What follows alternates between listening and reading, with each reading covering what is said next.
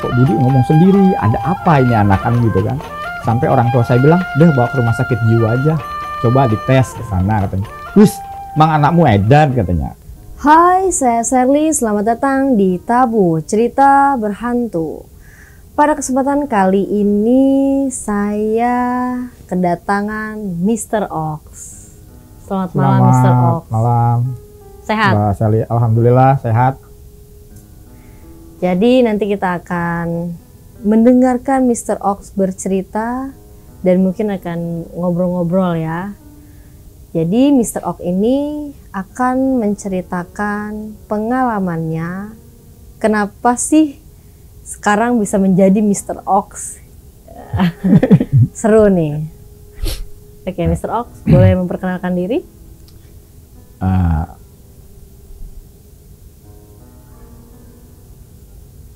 Pasti saya panggilannya Mr. Ox aja ya. Nama saya sih nama meetin orang tua sih Budi Laksono gitu kan. Saya mau sharing aja sama Mbak Sherly. Saya ingin menceritakan kejadian-kejadian gitu ya. Waktu saya kecil sampai saya besar gitu kan. Sehingga dulu masa sampai orang-orang tuh datang sampai saya katanya bisa pengobatan segala sesuatu gitu kan.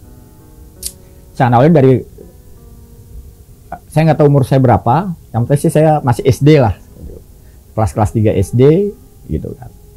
Sering gitu kan, waktu kecil itu saya melihat itu ya sosok-sosok yang orang sudah meninggal gitu kan. Seperti dia kayak nenek-nenek nyapu atau apa gitu. Tapi di dalam pola pikir saya, waktu kecil itu, saya tidak berpikir itu hantu itu menyeramkan atau yang diperkirakan orang setan itu seram atau apa gitu kan. Ya seperti orang biasa. Kalau saya lihat itu seperti orang biasa, dia nyapu. Kegiatannya pun seperti orang biasa gitu. Dari pindah satu tempat dari saya tinggal di Kemayoran, ya kan. Pindah lagi ke Tangerang, sama saya seperti itu gitu. Sampai umur berapa SMP saya masih gitu. Masih melihat hal itu, tapi saya tidak mengategorikan hal itu adalah sosok yang menyeramkan, setan atau apa. Saya berpikirnya dia adalah manusia gitu. Seperti saya yang ngobrol dengan kuntilanak, kata orang kuntilanak itu menyeramkan segala sesuatu gitu kan. Ya kadang saya ngobrol sama dia. Kenapa rambutnya kok diriap, kok nggak dikuncir, seperti itu kita bilang kan. Sebelahan dengan saya, memang tidak menunjukkan wajahnya, tidak menatap saya, dia hanya menyamping gitu. Tapi saya beranggapan dia itu ya manusia gitu loh. Karena berdampingan dengan saya gitu kan. Tinggal di Semarang begitu juga. Saya lihat itu keadaan rame. Saya lihat rame gitu kan. Ya ramenya ini begitu mbah saya mencurigai saya gitu. Kok Budi kadang suka ngomong sendiri seperti itu kan. Kok Budi ngomong sendiri, ada apa ini anakan gitu kan. Sampai orang tua saya bilang, "Udah bawa ke rumah sakit jiwa aja. Coba dites ke sana," katanya. "Wis, mang anakmu edan," katanya. Karena orang Semarang, ibu saya tinggal di sana, bilang bahasa Jawanya edan tuh gila gitu. Mang anak saya gila gitu. Karena mbah saya memang mempunyai suatu aliran triluhur yang saya tidak lihat dia punya kelebihan atau apapun, tapi konon kata tetangga-tetangga di situ, mbah saya itu orang bolehlah gitu kan, punya kebatinan atau apapun. Mbah saya mendetek saya karena dia punya suatu kebatinan, akhirnya dia menyuruh saya lah. Karena mbah saya mungkin melihat sesuatu di pohon atau apa, dipanggil lah saya. "Bud, sini Bud." Saya masih SMP itu. "Coba lihat di pohon itu, ada siapa?" "Iya mbah," saya bilang begitu aja. "Ngapain itu perempuan naik di atas? Acung-acung kaki aja begitu kan," bilang gitu. "Ntar kalau jatuh baru tahu." Setelah itu saya pergi. Tapi saya sini nggak mengira gitu kalau itu tuh sosok setan atau apa, nggak punya pemikiran seperti itu gitu. Pokoknya yang kita lihat, oh ya udah itu manusia gitu. Iya, pokoknya gitu perempuan ya? naik ke sana gitu aja kan. Nah di situ analisa mbah saya baru bilang, mbah saya, "Oh si Budi ini bisa melihat seperti itu gitu loh." Semenjak ditutup sama mbah saya, dikasih dengan air putih, mbah saya itu keadaan Semarang itu berubah menjadi sepi, menjenuhkan lah gitu loh. Buat saya itu menjenuhkan. Iya, menjenuhkan gitu loh. Nah setelah sepi saya tanyakan lah sama ibu saya, "Bu, itu yang tinggal di situ kakek-kakek yang pakai peci siapa?" "Siapa?" katanya bilang begitu. ternyata orang tua dari yang punya rumah itu, nama Mas Yasin itu sudah meninggal puluhan tahun gitu kan. Terus ada yang jualan pecel di situ, saya tanya juga, Bu, jualan pecel nggak jualan lagi sih? Saya bilang begitu aja. Seperti itu. Satu-satu yang aneh, kok jadi sepi ya? Kok jenuh saya seperti itu gitu. Akhirnya pergilah saya mencari orang-orang yang katanya punya batinan. Kenapa Semarang kok jadi sepi? Yang saya lihat kata orang-orang itu kok orang yang udah meninggal atau apa. Tapi saya nggak mengira hal segala sesuatu itu adalah momok yang menyeramkan gitu loh. Oh itu benda goib, kamu memang bisa ngelihat, kata kamu punya kelebihan atau segala sesuatu, katanya seperti itu. Berarti pada saat tadi berapa SMP ya? Ya itu SMP berarti lah. Mr. Ox sempat bisa dibilang ditutup mata batinnya ya? Iya. Oke. Gitu. Yang jadi permasalahannya buat saya itu yang jadi tanda tanya semakin lama semakin bertambah umur saya itu, gitu kan? Saya berpikir gitu kan, kenapa sih saya kok bisa melihat begini? Padahal ya namanya saya nggak pernah punya berkaitan dengan yang suatu hal yang mistis lah, kata-kata bilang yang mistis, yang menakutkan atau disebut orang-orang pinter atau kiai atau apa. Nggak seperti itu gitu loh. Seperti itu, tapi anehnya kenapa saya bisa melihat seperti itu gitu loh. Selang berapa lama saya kembali semula lagi seperti itu lagi. Melihat lagi gitu loh, melihat yang suatu aneh-aneh. Tapi begitu sudah dikasih tahu, tapi dalam pola pikir saya lagi ini tidak seperti yaitu tadi, oh itu hantu, kok saya bisa melihat hantu ya, oh itu hantu ini begini, oh begini. Saya prediksi, saya analisa dalam otak, saya olah lagi, saya membandingkan antara manusia dengan manusia, tetap aja sama, dia itu adalah manusia. Jadi nggak ada yang aneh gitu loh dalam satu kehidupan saya itu, melihat seperti itu nggak ada yang aneh gitu loh, Mbak Sherly gitu. Baik, berarti pada saat itu kan Mr. Ox sudah tumbuh lebih dewasa ya. Yeah. Itu melihatnya dengan kapasitas yang lebih besarkah makhluk-makhluk itu atau memang masih sama? Sama seperti dia masa hidup, Semarang itu. Jadi kata orang binatang aja gitu, binatang yang bilang nggak ada itu kayak kucing atau apa, sama seperti kehidupan manusia yang saya lihat itu sama gitu loh. Benar. Nggak ada bedanya gitu loh, seperti itu gitu. Beranjak lebih dewasa, mulai lebih konon saya ke mistis lebih jelas lagi gitu kan. Ada pohon jambu itu, jambunya pentil segini, pokoknya pendek sih. Saya naik, jambu besar gitu kan. Saya petik, saya jatuh. Dari pagi sampai mau maghrib itu saya baru dibangunin. Dengan dibangunin di sana namanya terkenal lah, nama di Kemayoran itu Pamiun namanya. Pamiun. Dia tiba-tiba karena di Kemayoran itu rumah saya dekat dengan kebun gitu kan jauh, jarang orangnya. Tapi dia tahu bahwa saya itu jatuh di sana. Dia ngajak orang tua saya, bapak saya, ayo si Budi ada ini nih, ada yang ngisengin katanya, ada yang nyelakain di sana katanya. Disamperin, cuma disentuh aja, bangun, bangunlah saya. Begitu bangun, ngapain kamu di sini ditanya sama Pak Mion. Jambu gede, tapi saya lihat jambu itu pentil gitu. Jambu itu masih ya kecil lah, maksudnya. Perasaan yang saya ambil tadi jambu besar gitu. Di situ mulai saya berpikir keanehan, saya berpikir, akhirnya saya tanya untuk memperjelas lagi, Pak, Budi ini kenapa jatuh di situ? Ada yang tahu? Saya bilang gitu, Pak Mion kok tiba-tiba tahu? Katanya Pak Mion, kamu ada yang ngisengin, makanya Bapak diajak kemari, nemuin kamu, katanya bilang gitu. Kamu bilang jambu besar mana, buktinya dipegang jambunya kecil gitu. Tapi mereka Pak Mion dengan orang tua saya sih nggak tahu kalau saya jatuh itu dari pagi di situ, tertidur di bawah pohon jambu itu nggak tahu dia. Berarti kalau nggak dibilangin Pak Mion Pak Mion itu mungkin dia punya kelebihan atau apa, saya nggak mengkategorikan dia orang pinter, orang apa, pokoknya dia waktu itu dia mengetahui bahwa saya tuh diserang kecelakaan aja seperti itu. Kalau buat mistis sih saya nggak ngejalanin ya, saya nggak pengen ngelihat dia, nggak pengen ngelihat apa. Kalau memang nampakan ya nampakan aja, nggak masalah gitu. Tapi saya berusaha untuk melihat dia ya enggak juga sih, karena saya nggak punya apa-apa gitu kan.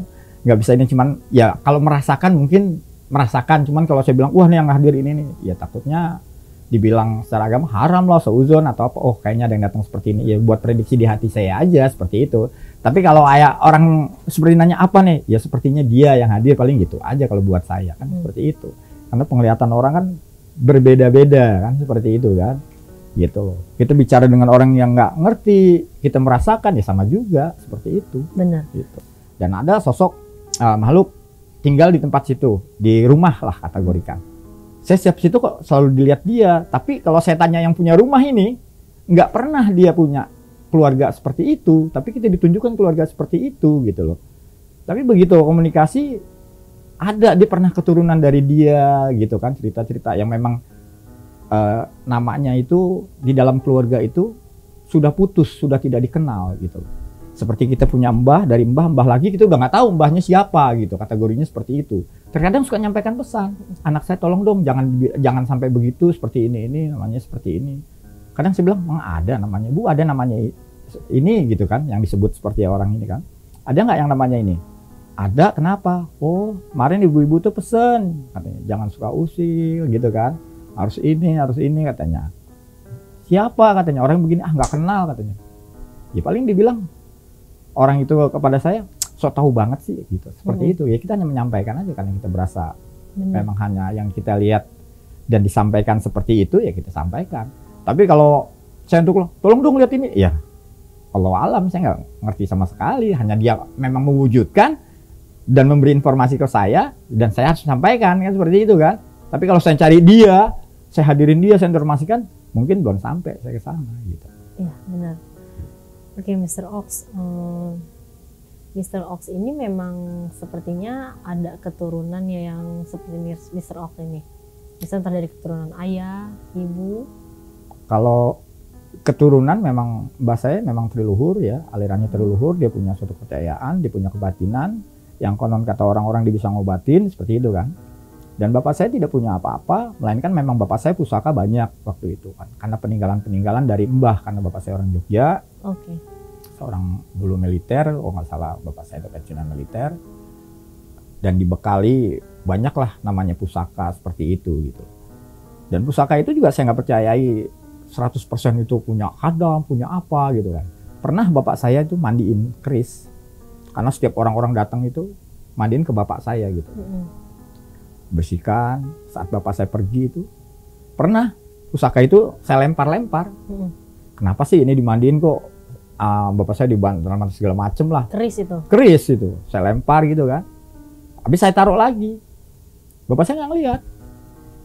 Tapi bapak saya manggil saya gitu loh. Anehnya di situ. Sini Bud. Kenapa Pak? Tadi kamu ngelempar ini ya katanya Bang. Enggak Pak, jangan bohong kamu katanya Bang gitu aja. Orang dia bilang, lah saya bingung. Kok dia bilang? Saya bilang, siapa yang bilang Pak? Katanya dibilang ke bapak saya gitu. Dia dilempar katanya seperti itu, saya bilang gitu. Waktu itu saya memang nggak ngerti sama sekali hal seperti itu gitu. Lama-kelamaan saya mempelajari lah hal yang seperti itu, karena kejadian-kejadian mistis itu di keluarga itu sangat banyak gitu kan. Kejadian-kejadian suatu hal yang aneh, yang goib itu banyak lah. Ya mungkin kalau diceritain mungkin panjang gitu kan.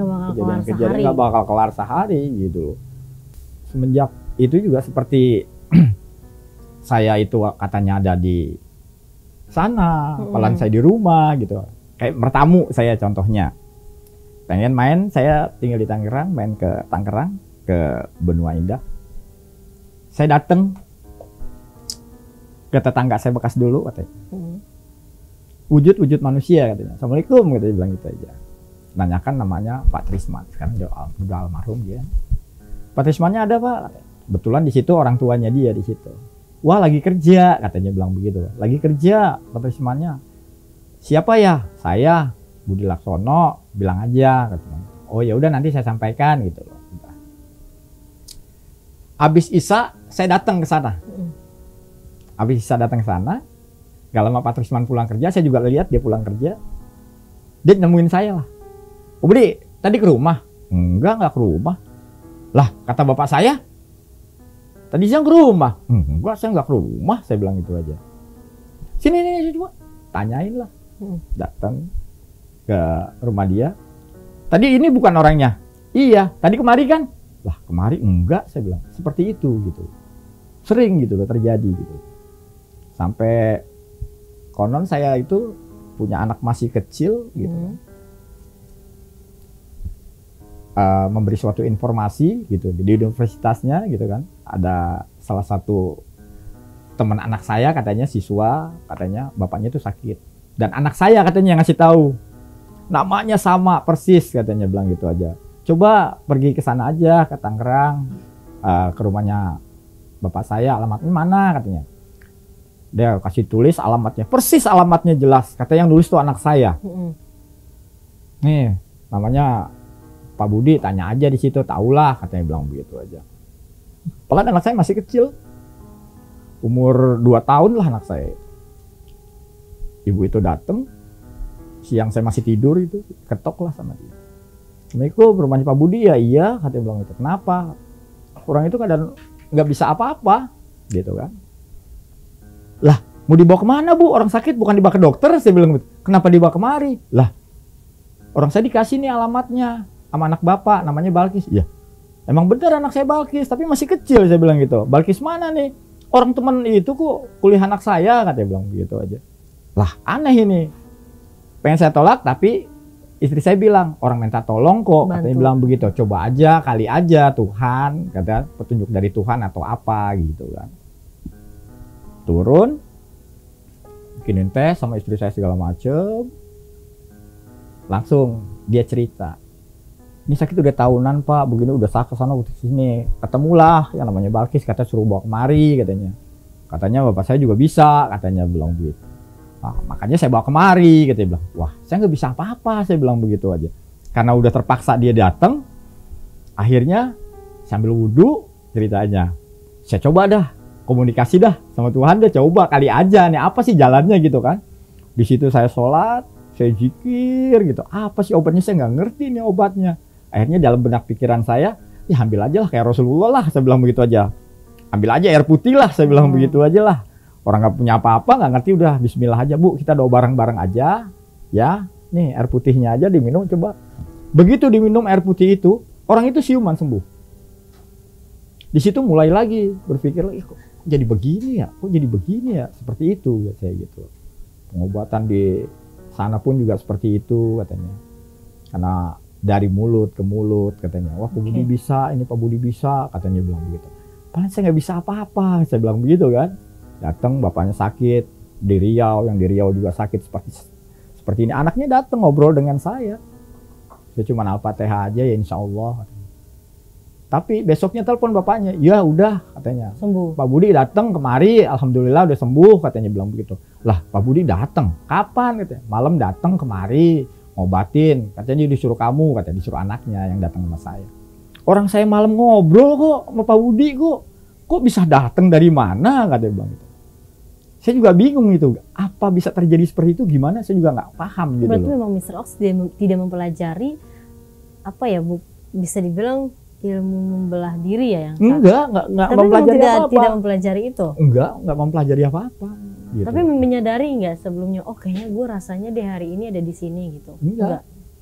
Tidak seperti itu. Terjadi apa adanya. Apa adanya. Memang yang sering saya alamin ya. Begitu udah sering terjadi, saya introspeksi diri gitu kan.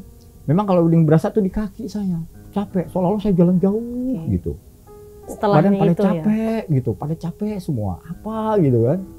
Kok badan tiba-tiba capek, pada begini ya, padahal nggak kemana-mana gitu kan. Sampai istri saya bilang, nggak kemana-mana aja, mau urut segala macam katanya. Mau pulang kerja tidur katanya bilang gitu. Tapi berasa capek sekali, seperti itu gitu. Kembali lagi itu tadi, begitu diketemukan si bapak itu dengan pastinya dan akrab sekali, kenal gitu loh. Saya yakin, loh berarti ketemu saya beneran ini orang, saya bilang seperti itu gitu loh. Pak Budi makasih ya, kapan-kapan main lagi katanya. Main lagi, saya bilang begitu aja. Ya udah kan pernah ke sana. Tapi bapak ini dijelasin sama anaknya bahwa saya itu ngobrol malam itu nggak percaya. Orang dia ke sana kok katanya.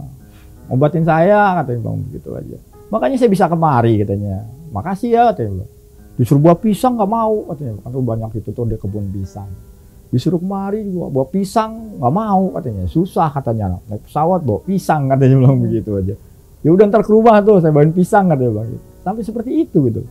Jadi yang jadi pemikiran saya, kenapa bisa terjadi seperti itu gitu. Kalau buka pengobatan sih saya enggak ya. Memang ada orang datang gitu loh. Itu saya tolak gitu. Lantaran kenapa? anak saya malu dibilangin anak dukun gitu. Anak dukun nih, kemana-mana bilang anak dukun gitu kan kategorinya. Ya karena itu banyak orang datang, saya obati. Tapi sampai saat ini masih? Sekarang udah enggak, saya nggak buka seperti itu pengobatan karena saya merasa nggak punya ilmu lah kategori seperti itu kan gitu kan. Karena setiap orang datang gitu kan semuanya kan kuasanya Tuhan, saya bilang gitu. Ya udah bismillah aja lah, saya bilang begitu aja. Orang udah terpaksa datang kemari kok, saya bilang begitu aja. Ya kalau jadi obat, ya berkahnya jadi dari Allah, saya bilang gitu aja. Kalau yang memang nggak sembuh, saya bilang begitu aja. Ya mungkin dia harus cari berkah yang lain. Udah seperti itu aja jadi kategorinya. Jadi nggak fokus, wah pengobatan ini harus begini, seperti itu. Lebih ke membantu aja. Membantu aja, nggak mengecewakan seperti itu. Datang seperti itu. Oke, Mr. Ox, nyaman gak sih dengan keadaan yang pernah Mr. Ox alamin dari kecil ya sampai saat ini? Terus ada gak sih kemungkinan kayak udah deh gue stop aja, nggak mau ngeliat-liat lagi mereka, gue nggak mau ngerasain gitu? Ya kalau secara pribadi kategorinya, ya memang saya berusaha untuk nutup seperti itu gitu. Saya tutup gitu. Kayak pengobatan saya tutup, kayak apa gitu. Karena kalau memang orang-orang dalam suatu pengobatan bilang itu capek, memang dirasakan memang capek gitu loh. Apalagi ada suatu lawan lagi gitu loh, suatu hal yang tidak bisa dilihat dengan mata ya. Taruh secara mistis atau goib, orang-orang seperti nyebutnya seperti itu gitu kan. Saya yang khawatirkan ada timbal baliknya terhadap saya gitu. Makanya saya close. Kalau dibilang nyaman ya nggak nyaman. Berarti Mr. Ox takut juga menjadi bumerang untuk diri sendiri.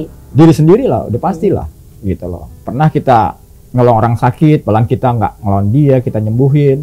Tapi yang membuat sakit ini marah gitu loh. Ya sering saya ngalamin muntah darah atau apa gitu kan. Seperti intinya itu sih buat teman-teman di rumah jangan mengadi-ngadi. Nah, seperti itu gitu loh. Oke, Mr. Ox, terima kasih banyak nih sudah mampir cerita di Tabu. Semoga sehat selalu dan mungkin nanti ada kesempatan lain bisa menceritakan lebih banyak lagi perjalanan-perjalanan Mr. Ox. Mungkin menjelaskan beberapa yang teman-teman banyak yang tidak diketahui, nanti akan Mr. Ox kasih tahu. Mr. Ox ceritain. Oke. Terima kasih Mbak Sherly. Kita sudah berbagi sama Mbak Sherly gitu. Mudah-mudahan didengar apa sih namanya ilmu, bagaimana sih suatu ilmu itu seperti itu, kegunaannya yang baik lah, seperti itu aja sih. Gitu. Tuhan memberkati selalu Mr. Ox. Terima kasih Mbak Sherly. Ya. Baik teman-teman di rumah, saya Sherly pamit undur diri, sampai jumpa di Tabu berikutnya.